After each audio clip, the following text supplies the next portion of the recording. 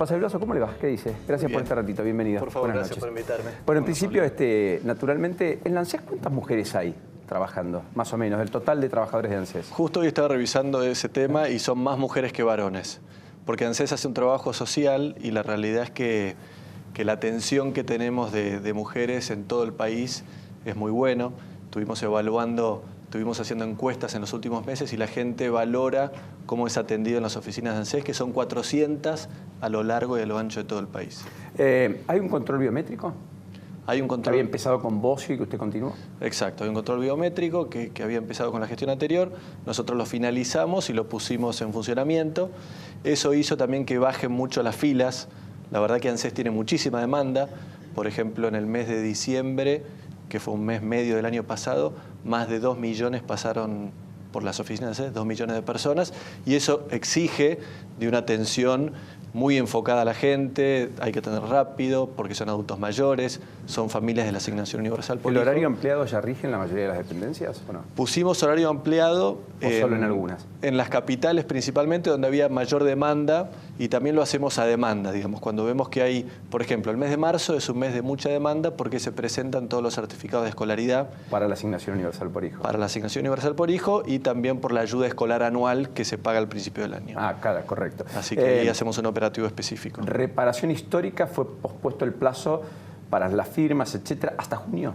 Así es, extendimos por 6 meses justamente porque también teníamos mucha demanda en la ciudad y en las oficinas de ANSES. Vamos 1.200.000 de jubilados que firmaron el acuerdo. Recordemos que reparación histórica es un programa que le da la opción al jubilado de elegir. El jubilado venía haciendo un juicio o no, porque también se lo ofrecimos a la gente que no había hecho juicio. Recibe una propuesta de cuánto va a ser su valor de jubilación, que en promedio es un 40% más de lo que cobraba, y él, junto con un abogado, tiene que decidir si le conviene o no le conviene. Más del 90% aceptó la propuesta y por eso ya hicimos más de 1.200.000 de reajustes de jubilaciones. ¿Cuántos quedan entonces? Nos quedan aproximadamente 700.000, 800.000 ¿Y van a llegar casos. en 4 meses por delante? Vamos a llegar, yo creo que sí. Eso no quiere decir que ya empiecen a cobrar los 4 meses. Una vez que dan la aceptación, después... ¿Todo eso es online? ¿Lo tiene que hacer el hijo, el nieto o eventualmente el jubilado mismo? ¿Siempre por internet en principio? Siempre por internet y después tiene que poner la huella, sí, que hacemos una firma electrónica. Eso también es muy positivo. Es la primera vez en la Argentina que hay un expediente digital masivo con la justicia. Al respecto a eso, hijo de padre jubilado y de la mínima, cuando tiene que apoyar la huella, sí, lo tiene que hacer cada 30 días. Ahora, ¿por qué los bancos no tienen el sistema de huella y tiene que ir a la sucursal bancaria más cercana del banco donde cobra? ¿Por qué no hay en todos los bancos al menos uno para poder poner la huella por parte del adulto mayor, que además tiene complicaciones para transitar, complicaciones para moverse, en particular en una ciudad como Buenos Aires, además? Bueno, estamos regularizando todo el sistema jubilatorio. Como dijimos el año pasado a través de una ley, nosotros queremos un sistema público, pero un sistema creíble, porque la realidad es que hubieron muchos idas y venidas en el pasado, que pasamos a las AFJP, después volvimos al sistema público. Queremos reforzar el sistema público para que la gente sepa que va a estar el dinero cuando se jubile. Y por otra parte, lo que queremos es que el jubilado tenga previsibilidad, que sepa que va a estar el dinero. Y en ese capítulo estamos revisando el tema de la fe de vida. La fe de vida, que es que el jubilado tiene que ir a demostrar todos los meses en algunos bancos, pero en muchos es cada 3 meses, tiene que poner la huella para demostrar obviamente que sigue vivo. Eso a nosotros nos parece que no es ideal, lo queremos cambiar, pero implica un esfuerzo administrativo muy grande para poder tener la información en tiempo y forma. Porque, digamos, la verdad, el trastorno ya lo tiene. Ser viejo ya es un trastorno en Argentina. Así es, sí. Acceder a los medicamentos del PAMI, que te presten, a las prestaciones, ir al hospital, toda la mora que hay, toda la discusión que hay en torno a eso, digamos. Como supongo muchos, como papá, si no está el hijo que aporta y ayuda, fácilmente es comprensible que muchos de los sistemas de atención pública no estén garantizados. La pregunta es, ¿no se puede hacer más sencillo, digamos? Bueno, justamente estamos trabajando para hacerlo más sencillo. Alguien tiene un padecimiento, queda postrado en una cama 2, 3 meses, eso es todo un enorme trastorno. Bueno, eso ya lo hemos facilitado porque firmamos un convenio con el Colegio de Escribanos y va un escribano en forma gratuita al domicilio para tomar... ¿Y dónde se solicita? ¿Por internet? Se puede por internet, en la oficina presencial o también o sea, que por el 130, que es el teléfono. ¿Y el 130 no, puede ser por llama? el teléfono, Okay. Se puede solicitar. Yo pensaba, Nacho, entre los grandes interrogantes que hay, me parece que en medio de toda la presión económica y demás es si la plata de ANSES va a seguir siendo ANSES, ¿o no? Sí. uno de los grandes temas, ¿no? ¿Qué va a pasar con las jubilaciones? ¿Van a volver a ser privadas? No, no van a volver a ser privadas. Nosotros confiamos en el sistema público y lo hemos puesto en una ley que fue votada también por el 82% de los diputados y senadores. Así que por primera vez también se establece que este es el sistema que queremos. Y además hemos establecido una pensión universal, que de eso no se habló mucho. Pero así como tenemos para menores de 18 la asignación universal por hijo, un programa que impulsó allá lejos ese tiempo la doctora Carrió, nosotros hemos impulsado para todos los mayores de 65 una pensión universal. Es decir, que hoy no debería haber adultos mayores en la Argentina que no tengan algún tipo de cobertura del Estado. Y la cobertura que tenemos hoy es del 97%, que casi es completa porque hay... Para los mayores de 70. Para los mayores de 65. 65. Porque hay un conjunto de mayores de 65 que prefieren todavía no jubilarse, si no la cobertura sería total. ¿Cuándo estiman que van a terminar de pagar los últimos juicios que resolvió la Corte antes de que saliera la ley de reparación histórica del gobierno? O sea, previo a esa ley de reparación había muchos juicios, claro, había correcto, muchos fallos de la Corte con sentencia definitiva. ¿Cuándo van a terminar de pagar el último de esos fallos?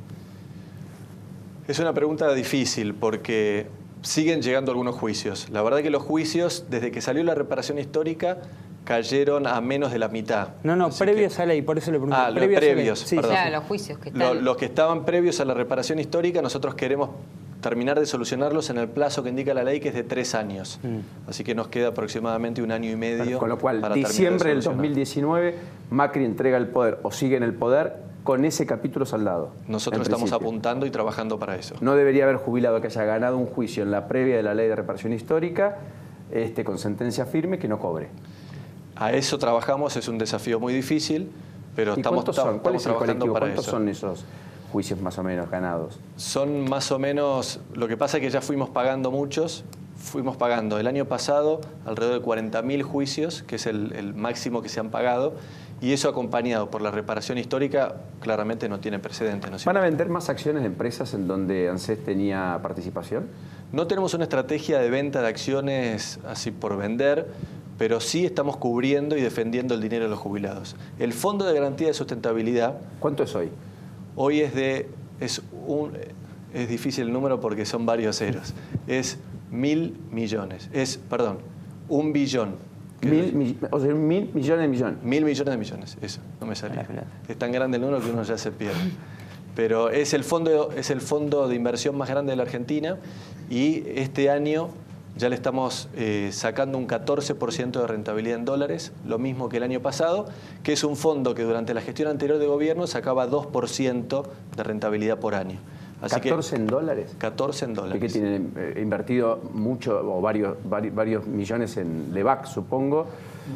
Una parte en Levax, supongo que otra parte en bonos en dólares. Tenemos la mayoría no la tenemos en Levax, tenemos un poquito en Levax. Lo que más tenemos son acciones y bonos. Y la realidad es que por primera vez el gobierno tiene todo el dinero colocado. Eso también es una gran diferencia, porque antes había... No hay plazo fijo, digamos. Había dinero colocado en bancos privados sin ningún tipo de retorno. Así que había dinero como caja de ahorro, digamos. Como si fuese una caja de ahorro, claro, pero que como quieto. No se utilizaba, estaba ahí quieto, y eso era un lucro cesante muy grande. O sea, tener plata en el colchón frente a una economía con la inflación de la Argentina, obviamente el poder de compra en un año se devaluó un 20%, 25%. Le quería preguntar... Por eso el fondo hoy está en su máximo histórico y... no vamos a dejar que ninguna empresa pase por arriba de nosotros, ¿no es cierto? Porque a veces lo que sucedía es que el mercado generaba algunos movimientos que, como estaba tan estático, el Fondo de Garantía de Sustentabilidad no podía salir ni entrar en ninguna operación, entonces terminaba asumiendo la pérdida. Nosotros eso no lo permitimos más. Una pregunta tenía que ver con lo que dijo Paulino, esto de la practicidad para los jubilados, para el ciudadano común. ¿En qué quedó el tema de la ventanilla única del Estado? Que esa era una iniciativa que el Jefatura de Gabinete en su momento quería, que todo pasara por ANSES, que en ANSES tuviera DNI, registro, todo. ¿Qué pasó con ese proyecto? Venimos avanzando muy bien, ya tenemos más de 15 oficinas en todo el país que ya están funcionando con la ventanilla única. ¿Qué es la ventanilla única? Que en una misma oficina el ciudadano que se acerca pueda resolver todos los trámites sociales. Entonces entra a una oficina, yo estuve atendiendo en oficinas de estas, y me tocó, por ejemplo, una mamá que venía con el hijo recién nacido y tenía que sacar el DNI y sacar la asignación universal por hijo y la prestación por embarazo, por ejemplo. Eso antes tenía que ir a 7 dependencias del Estado para completar todos esos trámites, ahora lo puedo hacer todo en un mismo lugar. La realidad es que hasta estuve hablando con el presidente el viernes, estuvimos hablando del programa de Ventanilla Única y él está muy entusiasmado con el programa, así que vamos a avanzar mucho más rápido, porque esto es lo que le cambia la vida a la gente, ¿no es cierto? No tener esta burocracia con el Estado, poder ir a un lugar y irse ese mismo día con los trámites resueltos. ¿Me permite ser sincero? Sí, claro. Está su mujer acá, su esposa, etcétera, así que Así es. con la misma sinceridad con la que le habla a ella. ¿El gobierno planifica elevar la edad jubilatoria, sí o no? No planifica elevar la edad jubilatoria. En la reforma de diciembre le dimos mayores capacidades a los trabajadores para que puedan elegir. ¿Qué quiere decir esto? Antes a un hombre a los 65 y a una mujer a los 60, si el empleador quería, le mandaba el telegrama intimando la jubilación a esa edad. Correcto. A partir de ahora, el empleador no tiene más esa posibilidad, sino que el trabajador puede jubilarse a los 65 o a los 60, como era antes, o tiene la opción de seguir trabajando hasta los 70. Yo creo que esto es una... Eso es lo último. Eso es lo en último. cuanto a cambio. Pero va a funcionar, supongo, la comisión que específicamente va a trabajar sobre una reforma más estructural en términos jubilatorios a lo que se aprobó antes de fin de año, ¿correcto? Correcto. Todo esto este año. En ese debate, en el marco de esa comisión, de esa discusión, ¿no ve perspectiva de que en Cambiemos aparezca alguien proponiendo elevar la edad jubilatoria? Yo no lo veo. No lo veo porque estudiamos el tema y la mejor salida nos pareció esta, porque qué mejor que la persona de 65 años, que le conviene seguir trabajando, que está bien físicamente, pueda seguir trabajando, y la persona que le conviene jubilarse porque le conviene económicamente o porque ya se siente cansada, se jubile. Dar la libre elección al trabajador nos pareció la mejor y me parece que esto puede ser un buen sistema para que copien otros países vecinos. ¿Tiene expectativa en que le entren más fondos al ANSES con el blanqueo de trabajadores? Sí, totalmente. ¿Y esa ley se va a aprobar rápido, entiende usted? Yo entiendo que sí, y ese es el camino, porque la realidad es que cómo financiamos al ANSES con los aportes de los trabajadores registrados. Entonces, ¿qué mejor que ese 30% de trabajadores que están en la informalidad puedan estar registrados? Es mejor para ellos, tienen mayores derechos y mayor defensa. Claro, para el empresario el contingente baja ostensiblemente. Y para el ANSES significa que tenemos más dinero para seguir subiendo las jubilaciones. Ahora, el tema es, ¿por qué alguien va a blanquear para después meterse en el corralito o en el zoológico donde todo el tiempo la FIP va a buscar lo que no encuentra afuera? Bueno, pero ya estamos demostrando. ¿No hubiera sido que eso mejor no es bajar así. impuestos al trabajo y luego un blanqueo? Pero hemos bajado impuestos al trabajo. Para las pymes, lo que son los aportes y contribuciones de los empleados ya han bajado sensiblemente y vamos a seguir en ese camino, porque lo ideal sería tener una situación donde sea mucho más fácil contratar gente, porque lo que más queremos es que haya cada vez más empleo, y por otro lado que haya más gente sumada al mercado de trabajo para poder seguir financiando la seguridad social. Pásale, Vaso, gracias por estar aquí. Por favor. Muy gentil. Gracias, muy bienvenido. Paulino. Hasta la próxima.